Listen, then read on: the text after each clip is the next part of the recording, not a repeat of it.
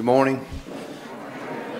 As Dr. Tedder said, I'm Jody Crudup, elder here at First Presbyterian, and I serve on the administration ministry of the church.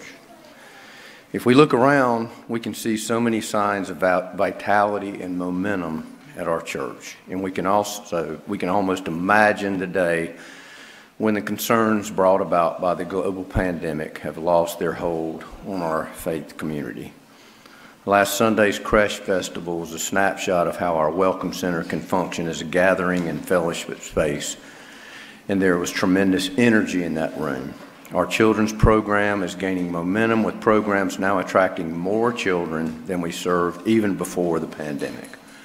Members and friends of our church have made Christmas possible for over 100 children in our community through gifts to the Angel Tree.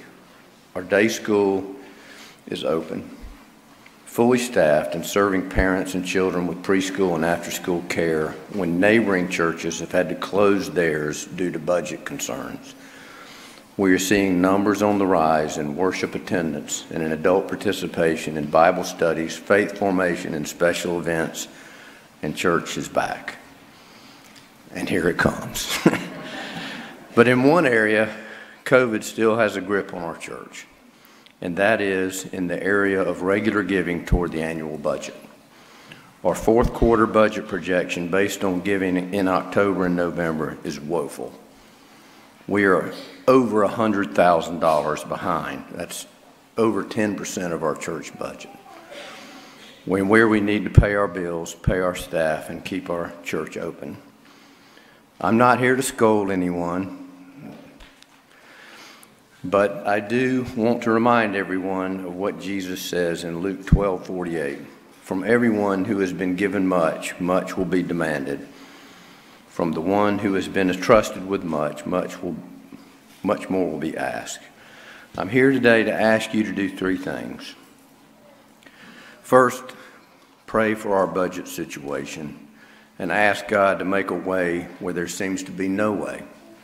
Second, please talk with support and encourage your elders and church staff as we deal with this deficit tomorrow night at session.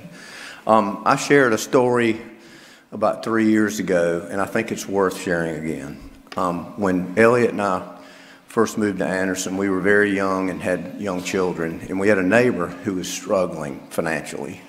And the people that know me, I'm a budget guy. So he came to me and asked me to do a budget for him. And we sat down at our kitchen table, and he laid out what he was making and what he was paying out. And he was really struggling. And the first thing I noticed is he's given 12% to his church. And I thought, popped in my head, I said, well, there's part of your problem. And before I even got a chance to say anything, he puts his finger down on that and says, don't touch that. And that just hit me. I've never forgotten that. And to this day, this guy ended up, shortly thereafter he came in and said, I just signed the biggest account that our business has ever signed, and he's flourished, and he's one of the best, has the best business in Anderson. He's done well because of his faith. He had faith. He didn't give up. He didn't cut that back because of he was struggling, and that's always stuck with me. And because of that, I've tithed from that day forward. Okay?